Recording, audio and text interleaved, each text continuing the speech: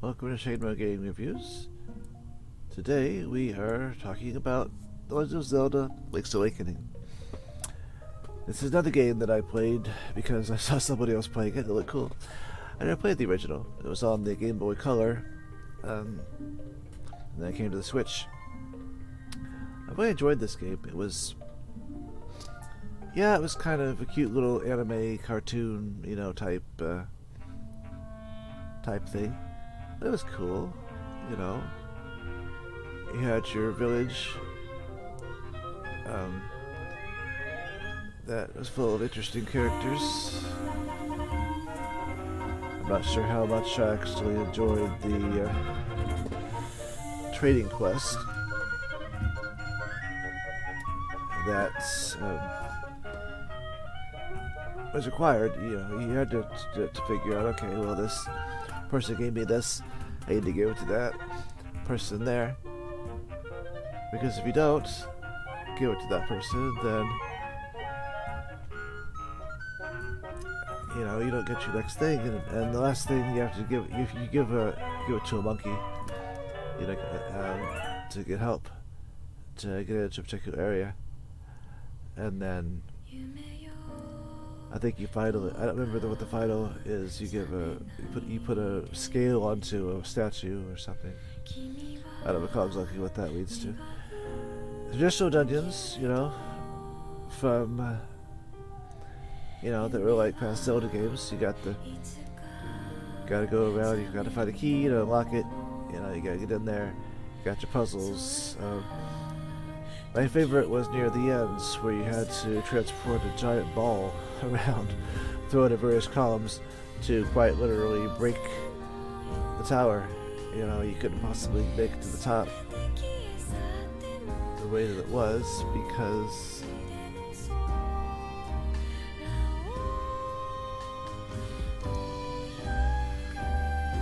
sit back for a moment and enjoy the music.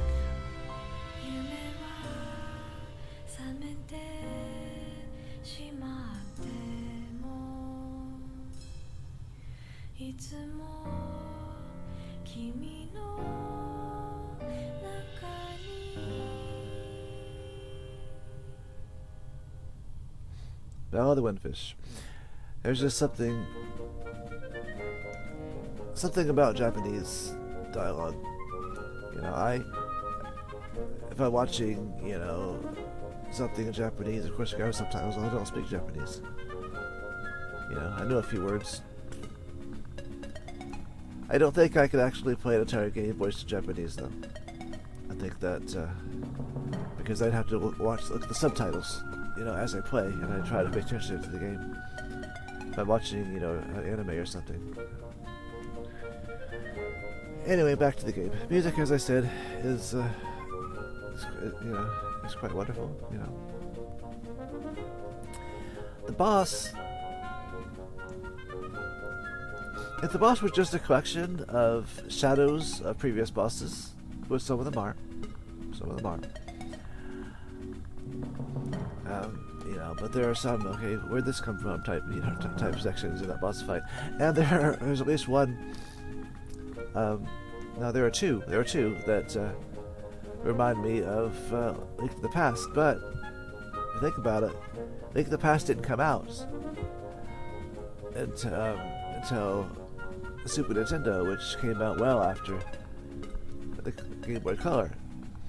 So, thinking about how much of this stuff from this game they brought over to Link to the Past, I've seen comparisons in graphics between the two.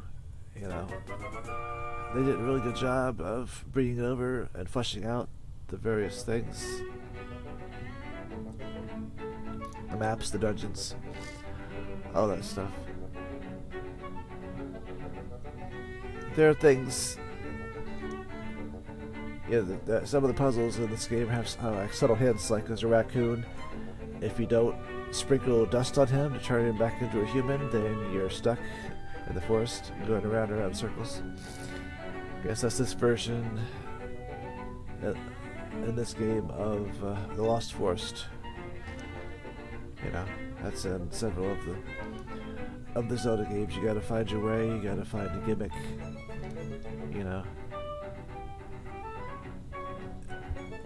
inside the Windfish's egg at the end if you didn't find a particular book with using a particular item to write down, because it changes. You can't say, okay, well, this is what I found, let me give this note to my friend. Well, no, your friend's going to have a different set of directions. You're not going to be going up, down, sideways, up, down, left, right, and we're going 2 ups, 2 downs, 2 lefts, And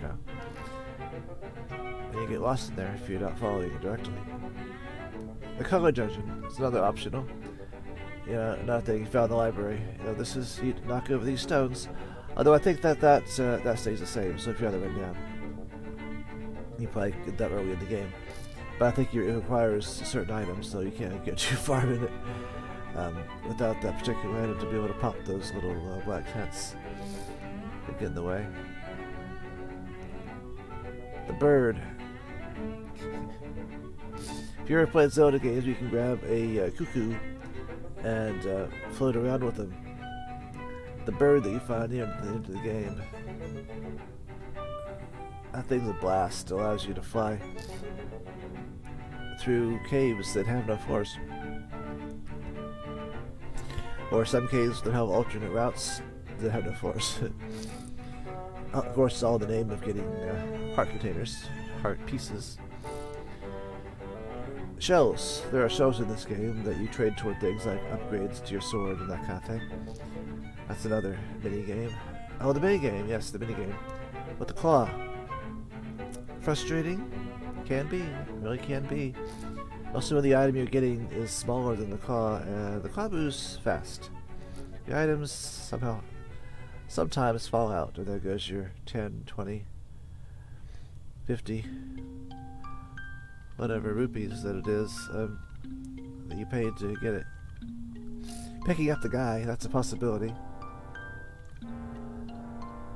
If you let your friend play it, he'll show to pick up the guy and drop him off. That's hilarious. What other interesting things? Oh, stealing. Stealing from the shopkeeper. Don't.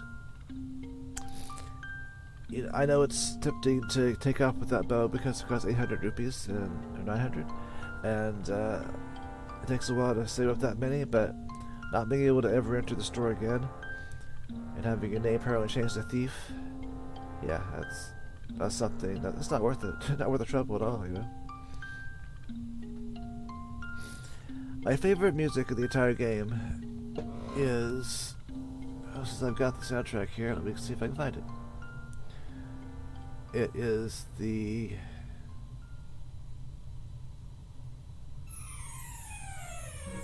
Animal Village.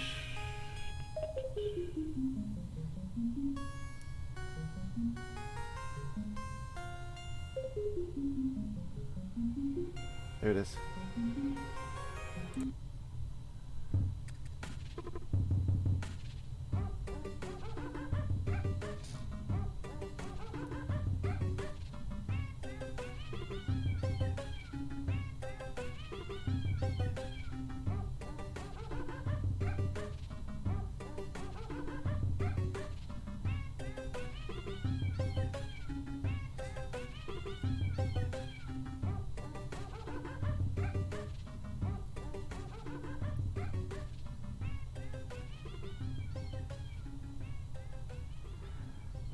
Then, of course, there's the final song of the game. You and your girlfriend get together to wake the fish.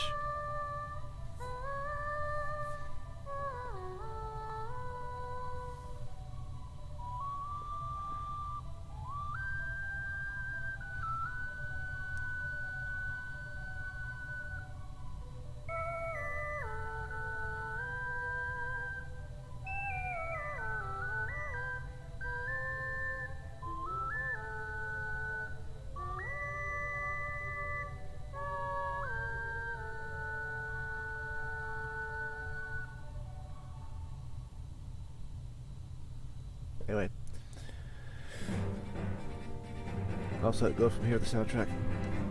But great music, Just wonderful. Sad ending, once you find out that, I'm not going to spoil it for you. Once you find out what's really going on, You find out why it's called Link's Awakening. I shed myself a tear, I did.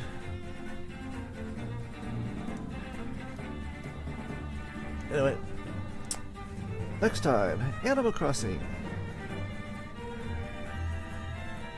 See you then. Thanks for listening.